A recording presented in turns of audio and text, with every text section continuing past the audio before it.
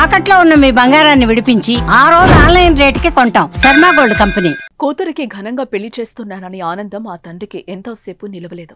పెళ్లి మండపంలో మంగళ వాయిద్యాలు మోగుతూ ఉండగా వేద పండితులు పెళ్లి తంతు నిర్వహిస్తున్నారు. బంధువులు, స్నేహితులంతా పెళ్లి మండపానికి చేరుకున్నారు. అల్లుడు కూతురు కాళ్లు కడిగిన వధువు తండ్రి ఆనందంగా అందరినీ పలకరిస్తున్నారు.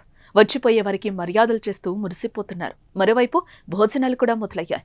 ఇంతలోనే ఊహించని పరిణామంతో పెళ్లింట విషాద ఛాయలలుముకున్నాయి.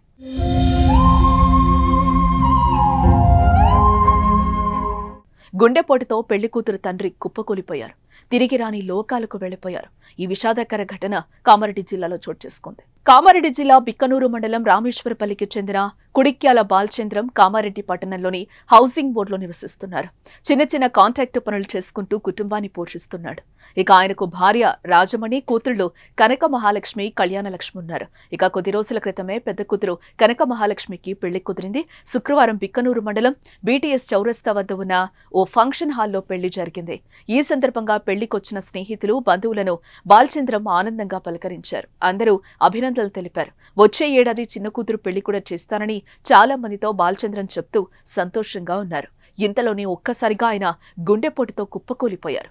గమనించిన బంధువులు బాలచంద్రంను వెంటనే కామారెడ్డిలోని ఓ ప్రైవేట్ ఆసుపత్రికి తరలించారు. ఇక ఆసుపత్రిలో చికిత్స పొందుతూ ఆయన కన్నుమూశారు. కూతురు పెళ్లిలో తండ్రి కన్నుమూయటం ఆ కుటుంబానికి తీరని విషాదం మిగిలింది. పెళ్లి కోసం వేసిన పందిరిలో విగత జీవిగా పడిపోయిన తండ్రిని చూసి ఆ కూతురు రోధించిన తీరు అందరినీ కలిచివేస్తోంది. ఎంతో ఆడంబరంగా పెళ్లి చేసినప్పటికీ ఆ పెళ్లి చూడకముందే తండ్రి మృతి చెందడంతో ఆ కుటుంబంలో తీరని శోకాన్ని మిగిల్చింది. పెళ్లికి హాజరైన బంధుమిత్రులు అంత్యక్రియల్లో పాల్గొన్నారు.